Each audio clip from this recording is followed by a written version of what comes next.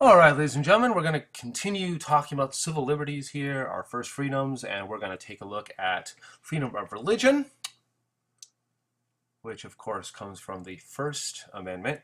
There's two clauses related to religion, or freedom of religion, in the First Amendment.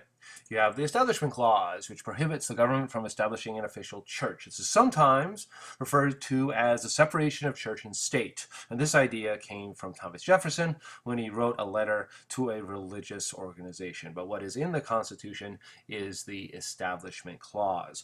You also have the Free Exercise Clause. This allows people to worship as they please. Now, there's a couple of major Supreme Court decisions that relate to religion and freedom of religion and government sponsorship of religion. One is Engel versus Vital, which basically said that non-denominational voluntary prayer led by the government is unconstitutional in that it violates the Establishment Clause. And you also have another case called Lemon versus Kurtzman, which stated that states can't provide funding for religious private schools because that violated the Establishment Clause as well. And this Lemon versus Kurtzman contained a test called the Lemon test that shows what laws need to be in order to avoid violating the Establishment Clause. And we'll talk a little bit more about that in class.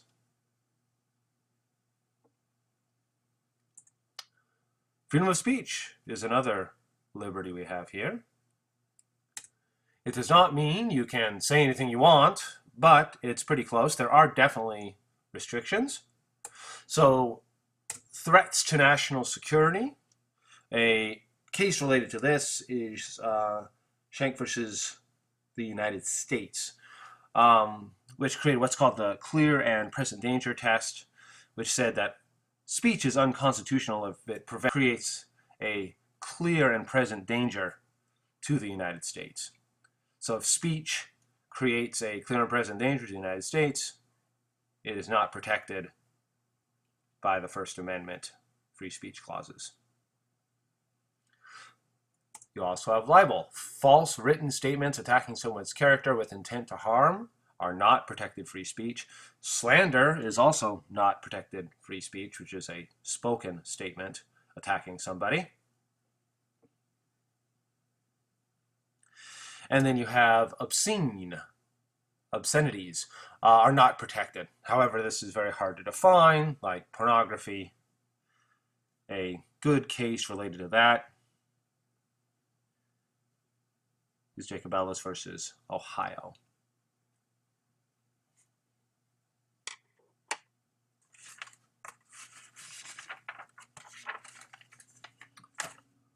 All right, let's move on to the right to privacy.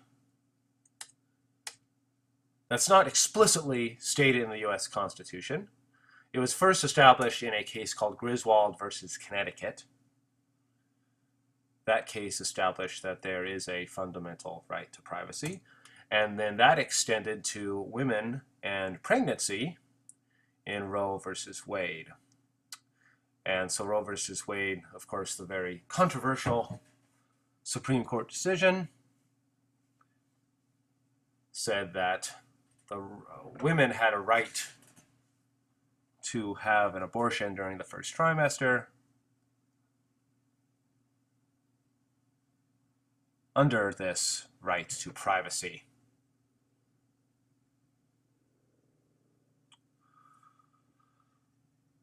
All right, let's move on here, look at due process. We have the 5th and the 14th Amendment. So the 5th and the 14th Amendment, between the two, forbids national and state governments to deny any person life, liberty, or property without due process of law. Remember that this due process applies to the states through the 14th Amendment. The 5th Amendment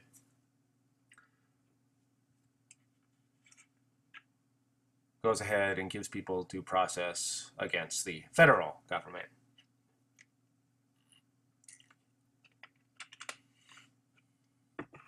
Now, there's a couple of different types of due process. You have procedural due process. This is a little bit easier idea to understand in that basically, do you have a fair trial? Has the government followed the proper process before they take away somebody's rights? That is procedural due process. Did they follow the correct procedures? Substantive due process deals with more fundamental fairness. Is even the procedure fair? So is the government taking away somebody's fundamental rights justified? Is this process fundamentally fair? That is the idea behind substantive due process.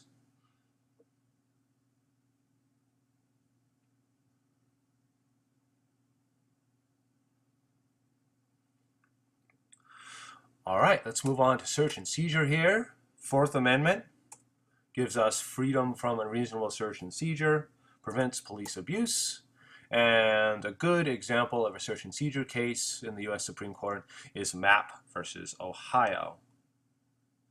This created what's called the exclusionary rule, where evidence found in an unreasonable search and seizure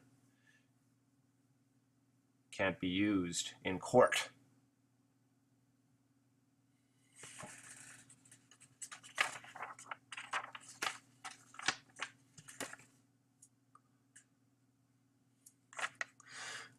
All right, self-incrimination. This comes from the Fifth Amendment. No one should be compelled to witness against himself or herself. A good case, Supreme Court case related to self-incrimination is Miranda versus Arizona, which states that police officers have to Mirandize people. What that means is that police officers have to formally warn suspects that their statements will be used against them. And the reason that's called Mirandizing, or giving one's Miranda rights, is because it comes from this case, Miranda versus Arizona. All right, now, right versus right. A lot of cases are not very simple. They often pit two rights against each other. A good example would be the freedom of press versus national security. There have been many battles over whether national security information should be able to be communicated by the press. So these two fundamental ideas have conflicted with each other many times historically.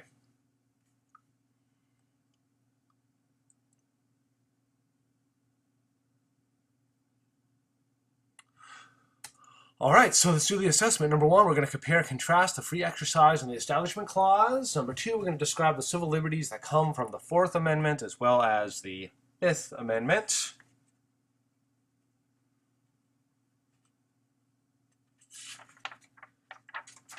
Pause if you need to, and we'll do the summary in a paragraph. We're going to describe what we have learned today. I will see you guys tomorrow. Have a good one. Bye-bye.